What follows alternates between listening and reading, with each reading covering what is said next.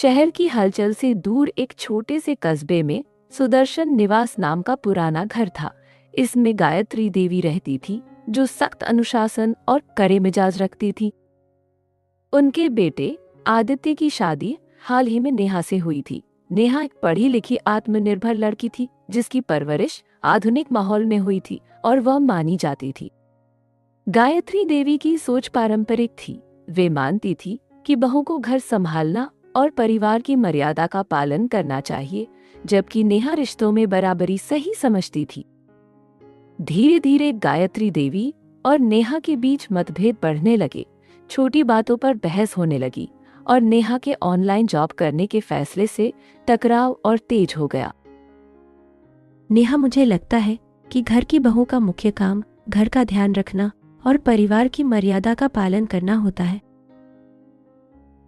मां जी, मैं समझती हूँ कि घर का काम संभालना जरूरी है, पर मैं ये भी चाहती हूँ कि मैं अपना करियर आगे बढ़ा सकूं। मेरे विचार से आर्थिक रूप से स्वतंत्र रहना हमारे परिवार के लिए भी फायदेमंद है। अगर मैं अपनी नौकरी कर सकूं तो इससे न सिर्फ मेरा आत्मविश्वास बढ़ेगा, बल्कि परिवार को भी अतिरिक्त सहायता मिलेगी और हम सभी मिलकर घर की जिम्मेदारियों को अच्छे से निभा सकेंगे। मां, मुझे लगता है कि नेहा बिल्कुल सही कह रही है। आजकल के समय में पति पत्नी मिलकर घर की जिम्मेदारियां बांटते हैं और दोनों का योगदान महत्वपूर्ण होता है। हमें परंपराओं को समझते हुए आधुनिकता के साथ कदम मिलाकर चलना चाहिए। मेरा मानना है कि अगर हम सभी मिलकर समझदारी से काम करें तो घर के सभी काम आसानी से पूरे हो सकते हैं और परिवार में खुशहाली बनी रहती। लेकिन हमारी पुरानी परंपराएं और रीति रिवाज यही बताते हैं कि घर की बहू को हमेशा घर के अंदर रहकर परिवार की देखभाल करनी चाहिए। यह विचार सदियों से चला आ रहा है और इसे बदलना मुश्किल है। मुझे लगता है कि घर की शान और मर्यादा बनाए रखने के लिए यह नियम जरूरी है, क्योंकि बाहर के माहौल में कई तरह की असमानता और खतरे हो सकते हैं।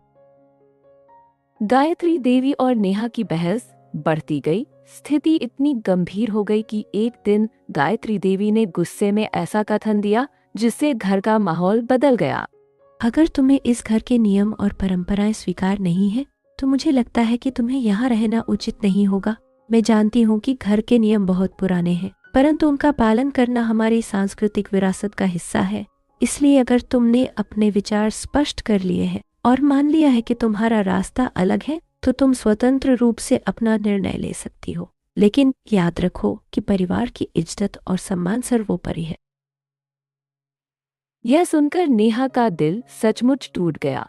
उसने बिना किसी शब्द के अपना बैग पैक किया और मायके जाने का निर्णय लिया, जिससे घर का माहौल उदास हो गया। नेहा, कृपया थोड़ी देर के लिए रुक जाओ। मुझे लगता है कि यह समस्या जितनी बड़ी लग रही है, असल में हम दोनों मिलकर इसे बातचीत और समझदारी से सुलझा सकते हैं।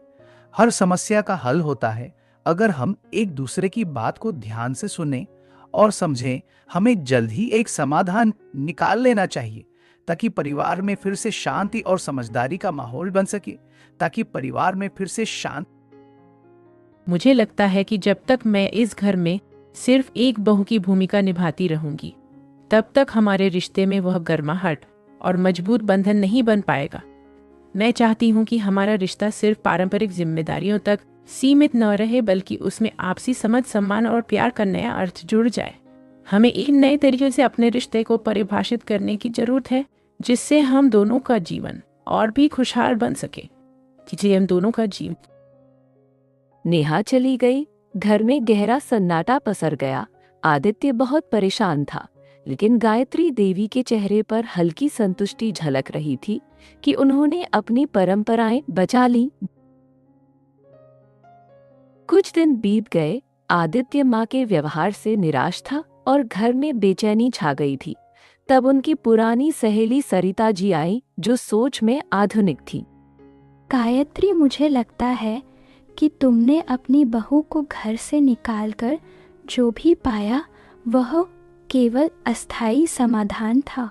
रिश्ते केवल परंपराओं पर आधारित नहीं होते, बल्कि उनमें समझदारी, आपसी सहयोग और प्रेम की भी बहुत अहमियत होती है।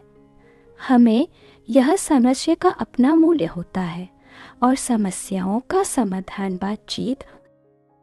गायत्री देवी को पहली बार अपनी गलती का एहसास हुआ। उन्होंने सोचा नेहा ने सच में कभी उनका अपमान नहीं किया था, वह सिर्फ अपनी पहचान बनाए रखना चाहती थी। क्या मैंने वास्तव में अपने परिवार को एकजुट करने की बजाय उसे बिखेरने का काम किया है? क्या मेरी कठोरता और पुराने नियमों ने हमें अलग थलग कर दिया है? मुझे अब यह सोचने पर मजबूर होना पड़ रहा है कि क्या मेरा दृष्टिकोण सही था या मुझे अपनी सोच में बदलाव लाना चाहिए ताकि हम सभी मिलकर एक खुशहाल परिवार बना सके। आखिरकार गायत्री देवी ने फोन उठाया और नेहा से बात करने का प्रयास किया। उन्होंने अपनी भावनाओं को शांत ढंग से व्यक्त किया, जिससे उम्मीद की कि नेहा वापस आएगी। बेटा, मैं चाहती हूँ कि तुम एक बार मेरे पास आकर मुझसे मिलो और इस बात को समझो कि परिवार में हर किसी की अहमियत है। मेरा मन है कि हम बैठकर अपने मन की बात करें और पुराने मतभेद भूल जाएं। क्या तुम इस बात के लिए तैयार हो कि हम मिलकर एक नई शुरुआत करें और अपने रिश्ते को मजबूत बनाएं? नेहा चौंक गई। उसने कभी यह नहीं सोचा था कि उसकी सास, जो हमेशा कठोर और अनुशासित रहती थी, कभी उसे बुलाने का निर्णय लेंगी और साथ समय बिताएंगी। मां जी, क्या आप ठीक है? मैं आपकी चिंता समझती हूँ और मुझे आशा है कि आप स्वस्थ और प्रसन्नचित्त होंगी। मैं जानना चाहती हूँ कि आपके हाल चाल कैसे हैं, क्योंकि मुझे आपकी देखभाल की बहुत फिक्र रहती है। कृपया बताएं कि क्या आप किसी भी प्रकार की परेशानी में तो नहीं है, ताकि मैं आपकी मदद करने के लिए हमेशा तैयार रह सकूं। हाँ बेटा, मैं वास्तव में चाहती हूँ कि तुम एक बार आकर मुझसे मिलो।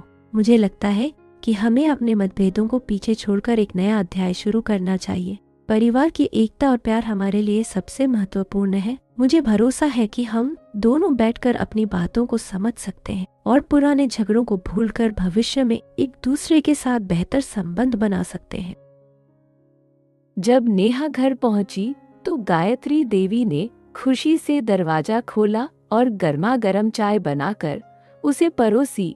इस कदम से घर में उमंग का माहौल फैल गया। सचमुच मैंने हमेशा तुम्हें बहू की तरह समझा और तुम्हारे घर की देखभाल करने के लिए जिम्मेदार माना, पर कभी भी तुम्हें अपनी बेटी के समान अपनाया नहीं। अब मेरा दिल बदल चुका है और मैं चाहती हूँ कि हम दोनों एक नए दृष्टिकोण से अपने रिश्ते को देखें। मुझे लगता है कि अगर हम एक दूसरे के साथ खुलकर बातचीत करें और समझदारी से काम लें तो हमारा परिवार और भी मजबूत हो सकता है।